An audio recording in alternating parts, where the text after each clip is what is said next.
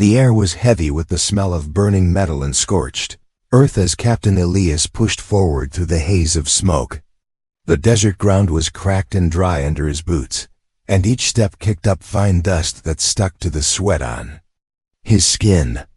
The battle had raged since morning, and now the twin suns were sinking low, casting a red glow over the broken remains of the battlefield. Distant booms echoed from the far ridges, where the last of the fighting still dragged on, but here, between the jagged rocks and shattered machines, silence had begun to creep in. Elias kept his rifle ready, his eyes scanning for any movement. The war between the humans and the Varillians had lasted only a few months, but the fighting had been vicious.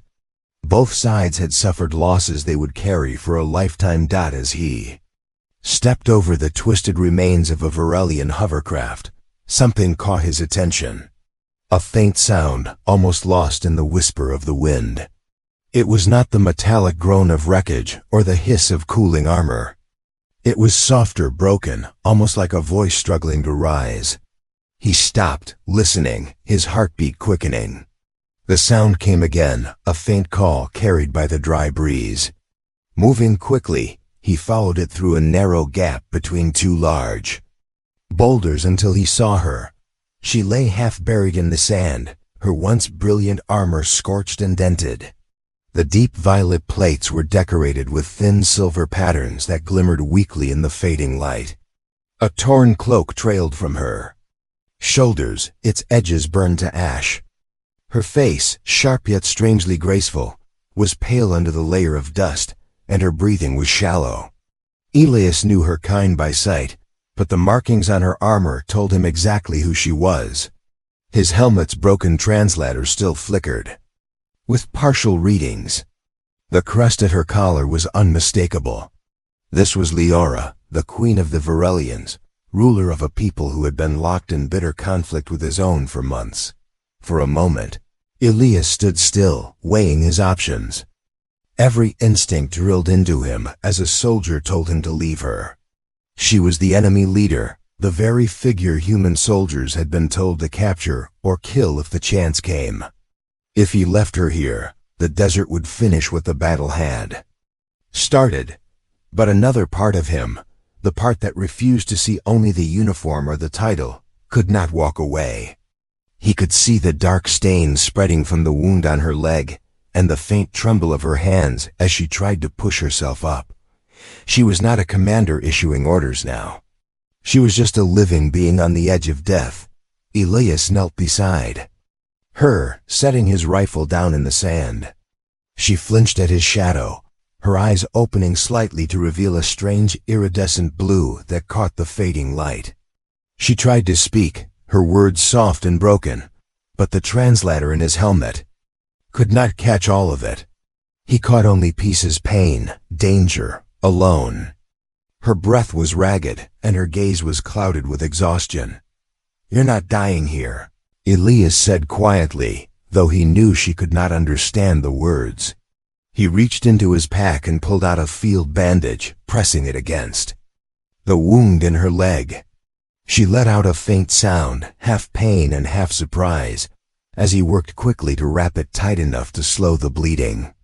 Her armor was heavy, but with careful movements, he managed to unfasten the plates on her leg to give her more room to breathe. Her hands twitched as if she wanted to push him away, but her strength was gone. The battlefield around them was no place to stay. The human outpost was 30 miles away, across open desert with little cover, but it was the only chance for either of them to survive.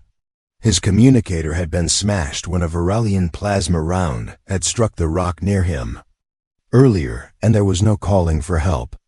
He would have to carry her. Elias slid his arms under her and lifted her from the sand. She was lighter than he expected, her frame slim under the layers of armor and cloth, but the heat of the suns and the weight of the journey ahead made his muscles tighten in protest. She made a weak sound, and he adjusted his grip so her injured leg would not drag. He began to walk, each step measured. The suns beat down, painting long shadows over the dunes. The wind shifted now and then, bringing the distant scent of smoke from the main battle. He could still hear faint explosions somewhere far away, but out here, it was the sound of his boots in the sand, the faint rasp of her breathing, and his own heartbeat that filled his ears. From time to time, he glanced down at her face. Her eyes opened briefly now and then, scanning his face as if trying to understand his actions. When their gazes met, there was no hatred in her eyes, only confusion. Humans were supposed to be dangerous, cruel, untrustworthy. That was what her people had been told.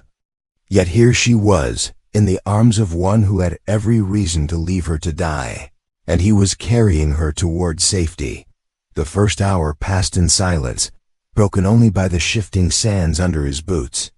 His legs began to ache and sweat dripped from his brow, but he kept his pace steady.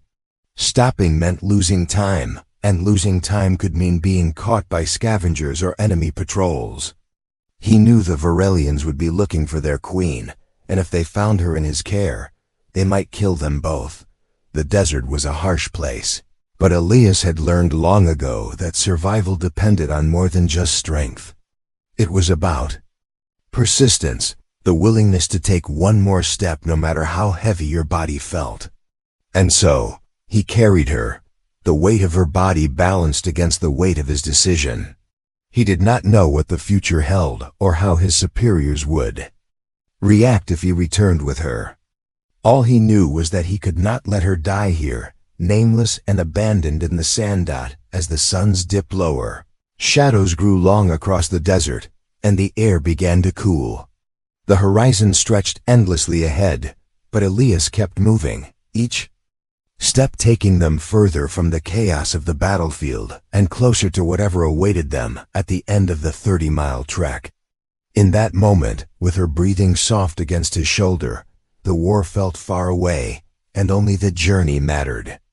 Desert stretched endlessly in every direction, a sea of shifting gold under the fading glow of the twin suns. Elias kept his eyes fixed ahead, watching the horizon for any sign of movement. His arms and shoulders ached from carrying the queen, but he did not slow. Every step they took brought them closer to safety, and every step also put more distance between them and the battlefield they had left behind. The only sounds were the crunch of his boots against the sand and the faint rasp of her breath in his ear dot as the sun sank lower. The heat began to fade, replaced by a slow creeping chill. Nights in the desert were no kinder than days, and soon the wind would cut through even the thickest armor. Elias adjusted his grip on Leora, shifting her weight slightly so he could keep walking without straining his back too much.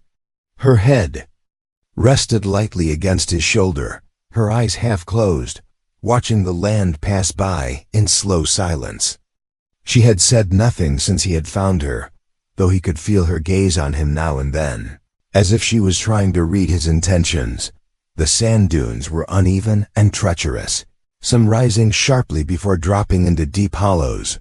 More than once, Elias had to stop at the top of a ridge and scan the land below before moving on. He knew the Varelians might send search patrols, and the last thing he wanted was to stumble straight into their path. He had seen enough battles to know that rescue was not always the goal. Some would rather see their queen dead than risk her being taken by humans. The first signs of trouble came an hour into the trek. Far behind them, faint streaks of light rose into the sky, the trails of Varelian signal flares. Elias tightened his grip on his rifle, shifting it into a position where he could fire quickly if needed. Leora stirred in his arms, her gaze following the faint lights. She said something in her own language, her tone soft but tense, and though Elias could not understand the words, he understood the meaning well enough. They were looking for her. He pressed on, keeping to the low ground between dunes where the shadows were longer and the air cooler. The sand was harder here, packed by the wind, which made the walking a little easier. Every so often, he stopped to listen, his ears straining for the hum of engines or the heavy step of armored boots. The wind played tricks, carrying distant echoes from far-off ridges. But nothing came close. As night began to fall, the stars appeared, sharp and bright, in the thin desert air. The moons rose together, pale silver and faint blue, casting a soft light over the land. The air grew colder, and Elias knew they needed shelter before the temperature dropped too far. Spotting a cluster of rock formations ahead, he made his way toward them, climbing over the uneven ground, until he found a narrow hollow between two boulders. It was sheltered from the wind, and the rock would hold some of the day's warmth. For a few more hours, Elias lowered Leora gently to the ground and knelt beside her. Her breathing was steady but shallow, and when he checked her wound, he could see the bandage had already soaked through. He opened his pack, pulling out a small water pouch and his last roll of field dressings. He worked quickly, cleaning the wound with what little water he could spare before rewrapping it with fresh cloth. She flinched at the touch, but her eyes stayed on his face the whole time. When he finished, he handed her the water pouch. She hesitated before taking it, her fingers brushing his. She drank slowly, as if uncertain whether he would let her have more, but he nodded for her to finish.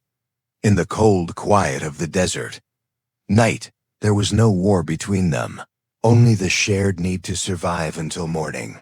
Elias gathered what little dry brush he could find between the rocks and lit a small fire, keeping it low so the glow would not be seen from far away. The flicker of the flames cast shadows across the walls of their shelter. Leora sat close to the fire, her cloak wrapped tightly around her shoulders, watching the light dance. She spoke again, her voice softer now, and though the translator could not catch much, it managed a few words. Why help? Risk, enemy. Elias met her gaze, searching for the right answer. Because you're alive, he said simply. He did not know if the translator would make sense of it, but the meaning was in his voice, and she seemed to understand at least part of it. Her expression softened, and for the first time there was something in her eyes that looked almost like trust. They rested for a while, the fire crackling quietly between them. Elias kept his rifle close at hand, his ears tuned for any sound beyond the whisper of the wind. The desert could hide many dangers, predators, raiders, even the cold itself. He knew that if they stopped too long, they might not start again. When the moons had climbed higher and the cold had settled deep into the sand, he rose and put out the fire, scattering the ashes with his boot. He lifted Leora once more, and they stepped back into the open night. The sand was harder now, frozen in places, and the air was sharp in his lungs. The moons lit the path ahead, silver and clear, guiding them toward the faint outline of the mountains far to the north. Somewhere beyond those peaks lay the human outpost, the only place where this journey could end in anything but death. As they moved, Leora's head rested against his shoulder again, her breathing deep and even. He could feel the faint warmth of her body through his armor, a reminder that she was still alive and still counting on him to get her to safety. He had no idea what would happen when they reached the outpost, whether she would be treated as a prisoner, a bargaining piece, or something else entirely, but for now, that did not matter. All that mattered was the next step, and the step after that, and the long cold miles still ahead. Somewhere in the distance, the faint hum of engines carried on the wind, and Elias quickened his pace, determined to stay ahead of whoever might be following. The desert was vast, the night long, and the journey had only just begun. The cold night stretched on without mercy, and though Elias kept moving, his breath began to turn white in the frigid air. The moons had drifted far across the sky by the time he decided they needed to stop again.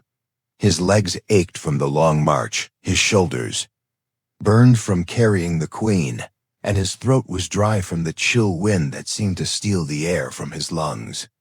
Ahead he spotted a shallow depression in the ground, ringed by low ridges of stone that offered some protection from the wind. It was not much, but it would give them a few hours of rest before dawn forced them to move again. Dottie set Leora down gently, her cloak slipping slightly from her shoulders. She shivered as the night air touched her skin and instinctively drew the cloak tighter. Her face was pale and her breathing slow but steady. Elias knelt beside her, feeling the stiffness in his own knees, and checked the bandage on her leg. It had held through the night so far, though the wound was still deep and angry-looking. He cleaned it again with the last of his water, working carefully so he did not cause her more pain than necessary. She watched him as he worked, her eyes catching the faint blue light from the moons. When he was done, he opened a small ration pack and offered her a piece of dried fruit. She hesitated for a moment, then took it from his hand. She ate slowly, as though each bite was a test of trust. He broke off a piece for himself, chewing in silence while listening to the faint whistle of the wind over the ridges. After a time, she spoke in her own language. The translator on his helmet, damaged though it was, caught fragments of meaning questions about his people, about why he was alone here, about why he risked his life to save someone who could have been his greatest enemy. Elias thought for a moment before answering. He told her that war made enemies out of those who might have been allies under different stars, and that saving her was simply what he believed was right. The translator struggled with his words, but the tone of his voice seemed to tell her, "Enough." She listened, and when he finished, she lowered her gaze as if considering something deeply. The silence that followed was not uncomfortable. The war felt far away in that moment, as if they were just two travelers sharing the same piece of ground under the same cold moons. Elias noticed that her shoulders had relaxed slightly, and the suspicion that had been in her eyes when he first found her was softer now, replaced by something closer to curiosity. When dawn began to creep across the horizon, painting the sky in pale gold, they set out again. The desert was different in the early light. The sands were still cold beneath his boots, but the wind was calmer, and the shapes of distant ridges and rock formations stood out clearly. Elias adjusted his grip on Leora and began the climb up a steep dune. At the top, he paused to scan the land ahead. In the distance, thin trails of dust marked movement, possibly patrols, or perhaps wandering desert traders. Either way, it meant they would have to be careful. They descended the far side of the dune and continued across the flats. The morning passed in steady silence until the suns rose high enough to bring the heat back to the land. Sweat returned to his brow, and he could feel Leora's breathing grow heavier as the heat pressed down on them both. He decided they needed shade before it became unbearable. They found it in the form of a rocky overhang that jutted out from the side of a narrow canyon. The shade was a blessing, and Elias lowered her carefully to the ground before sitting beside her. The air here was cooler, and a faint trickle of water ran along the canyon floor from some hidden spring. Elias drank from it cautiously, then filled his pouch before offering it to her. She took it without hesitation this time, her earlier caution replaced by a small but clear trust. While they rested, Leora began to speak again. The translator caught more of her words this time, enough for Elias to understand that she was telling him about her world, about the great crystal spires of her capital city, the endless gardens that fed her people, and the long years of peace before the war began. Her voice was steady, but there was a sadness beneath it, as though she mourned the memory even as she shared it. Elias listened without interrupting, letting her words paint images in his mind of a place he had never seen.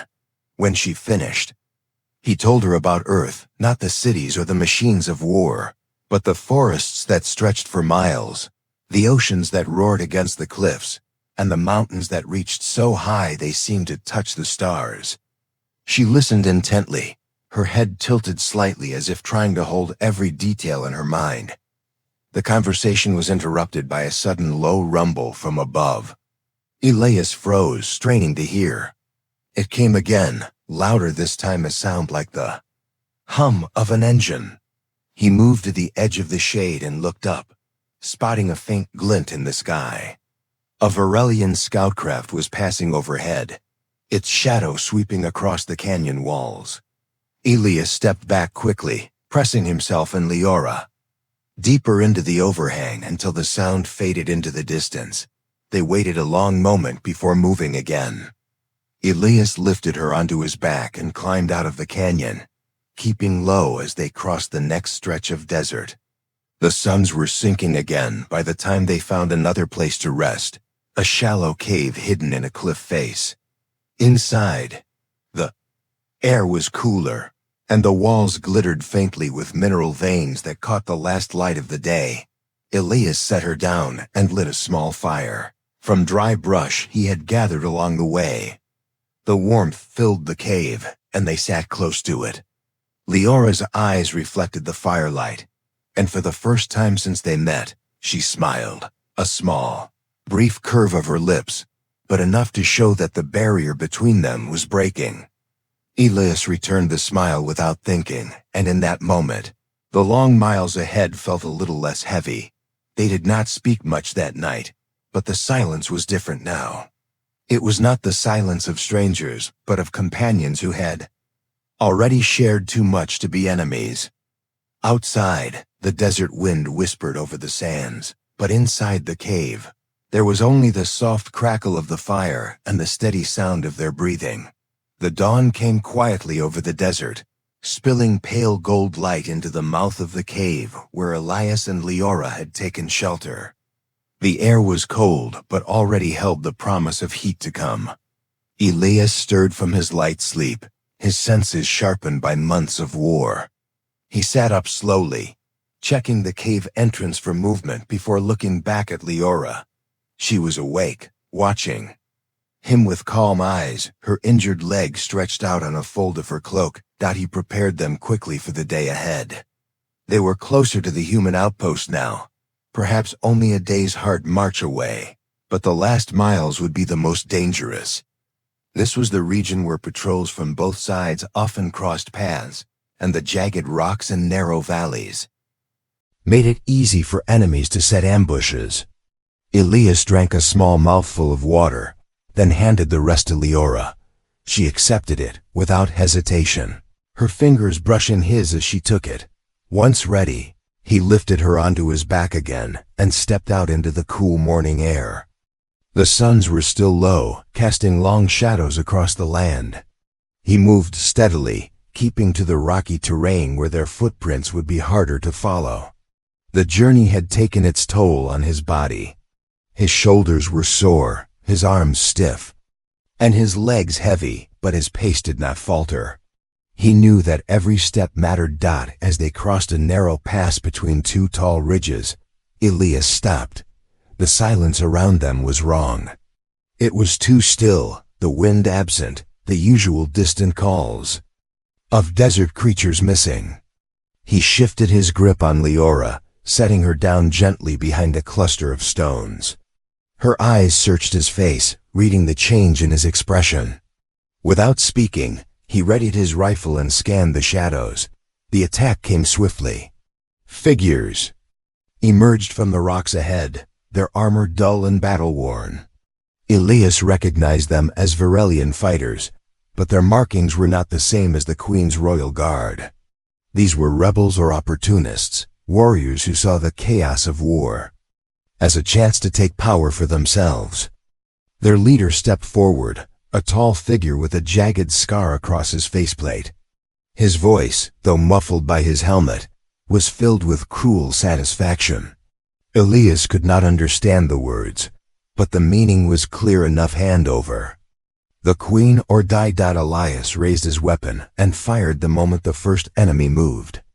The sound of the rifle cracked through the still air, and the fight began. He dropped to one knee, using the rocks as partial cover, sending precise bursts of fire toward the attackers.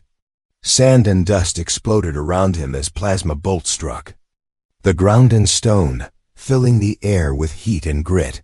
The rebels pressed forward, their weapons spitting bright streams of energy.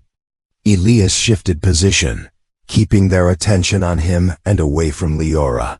His training and experience guided his movements, each shot placed with purpose, each step calculated to keep him alive a little longer. But there were too many of them, and they were closing in. One fighter broke away from the others, circling to flank him. Elias turned just in time to see the glint of a blade in the sunlight. He moved to block, but pain shot through his side as the blade caught him in a shallow cut. The impact drove him back a step, and for a heartbeat, the world narrowed to the sound of his own breathing. Then another sound cut through, the sharp ring of metal against armor. The attacker stumbled, and Elias saw Leora behind him, her hand gripping a slender blade she must have hidden in her cloak. Her face was pale but determined, her movements quick despite her injury. She had struck the rebel to protect him. Elias surged forward, pushing past the pain, and finished the fight with a swift strike of his rifle stock. The rebel went down, and Elias turned his attention back to the others. Something in their formation had shifted. They were uncertain now, seeing the Queen stand against them. Elias used the moment to press forward, firing in short bursts until the survivors broke and fled into the rocks. The silence that followed was heavy, filled only by the sound of Elias's ragged breathing.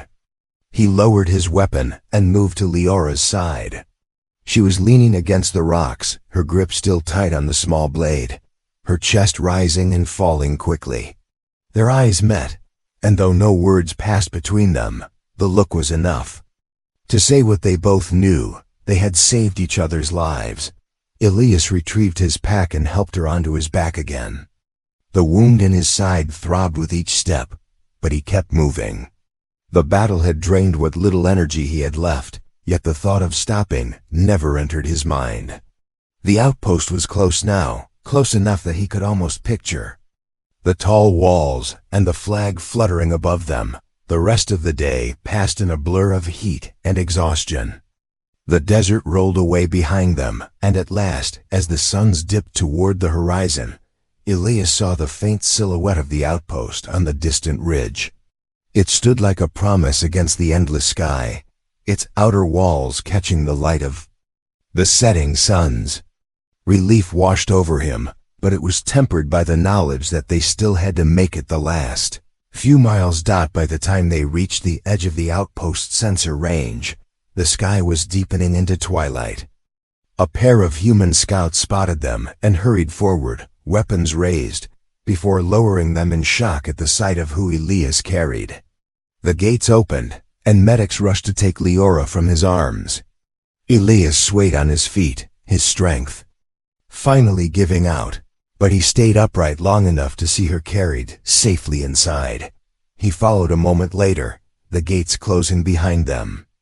The journey across the desert was over, but something told him that whatever lay ahead would change more than just the course of the war. The first thing Elias noticed when he woke was the quiet hum of the medical ward. The steady rhythm of machines, blended with the faint scent of sterilized air and clean sheets. He opened his eyes to the soft light filtering through the overhead panels. His body felt heavy, the weight of exhaustion still clinging to him, but the sharp pain in his side had dulled to a manageable ache.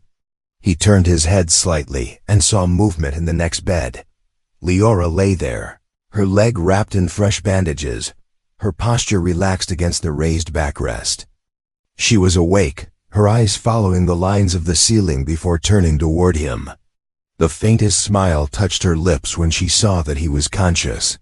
For a long moment, they simply looked at each other across the small gap between their beds, the unspoken memory of the journey hanging in the space between them. A medic approached, checking the monitors and making brief notes before telling Elias that he had been unconscious for nearly a day. The wound in his side had been cleaned and sealed, and though he had lost some blood, he would recover fully with rest. The Queen, the medic said, was stable and expected to heal well.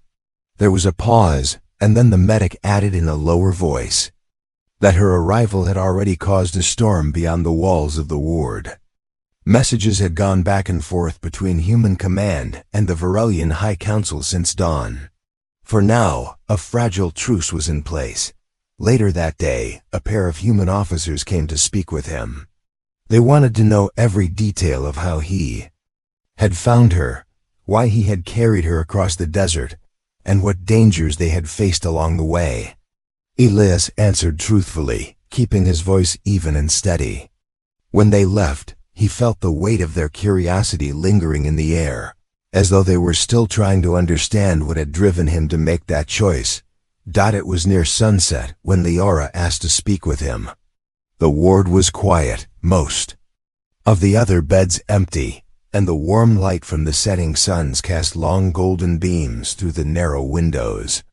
She sat up slowly, adjusting the folds of her cloak, and waited until the last medic had left the room before speaking in her own language. Her voice was soft but steady, and this time the translator between them worked without fault. She told him that in her culture, the act of saving a life in such a way, carrying someone to safety at great personal risk, was not merely an act of kindness. Among the Varelians, it was a binding oath, a bond deeper than any contract or treaty. The one who saved a life became forever linked to the one they saved. It was a tradition older than their written history, respected by all their people. To refuse the bond was seen as dishonor, but to accept it was to embrace a connection that could not be broken. Elias listened without interrupting, his hands resting loosely on the edge of the bed. He could hear the sincerity in her voice, the weight of centuries of tradition behind each word. Then she looked directly into his eyes and said that she had chosen him as her mate. It was not because he was human, not because of politics, not even because of the war. It was because on the battlefield, when every reason told him to walk away, he had lifted her from the sand and carried her until his strength was almost gone. That choice had shown her more about his spirit than any words could. For a moment he did not know how to respond. He had expected gratitude, perhaps even friendship, but not this. The idea of being bound to her was as unexpected as it was impossible to ignore. He thought about the miles they had crossed together, the cold nights by the small fires, the quiet moments when she had trusted him enough to sleep. He remembered the way she had struck down the rebel to save him, the way she had smiled in the firelight despite the pain in her leg. He asked her what such a bond would mean in a time of war. She told him that it would mean protection, loyalty, and a bridge between their peoples that could not be undone. If the war ended, and she believed it could, then the bond would stand as a living symbol of unity. It would not be easy, but it would be real. Elias thought of the long years of fighting he had seen in other places, the endless cycle of vengeance that consumed worlds. If what she said was true, then this bond might be more than personal. It might be the one chance to end the bloodshed before it swallowed both sides. He told her quietly that he would accept. Her expression did not change immediately, but there was a shift in her eyes, a warmth that had not been there before. She reached out her hand, and he took it, feeling the strength in her grip, despite the weakness in her body. In the days that followed, word of their bond spread quickly.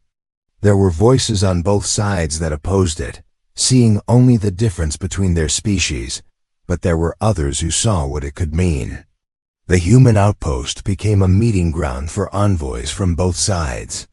The first talks were tense, each side still carrying the weight of recent battles, but the presence of the Queen and the human soldier, who had saved her, forced them to see what cooperation could look like. When the time came for her to return to her people, Elias stood at the gates of the outpost as the Varelian envoy prepared to depart. Leora approached him, her cloak rippling gently in the wind, her injured leg now supported by a light brace. She stopped in front of him and placed her hand over his chest, just above his heart, in a gesture that needed no translation. He placed his own hand over hers, and for a long moment they stood there, the world beyond the walls fading into silence. Then she turned and stepped into the waiting craft. As it lifted into the sky, Elias watched until it was only a dark shape against the setting suns. He did not know when they would meet again, but he knew the bond between them was unbroken. Somewhere out there, across the stars, an alien queen called him her mate, and in a universe shaped by war, that truth carried more power than any weapon. The end.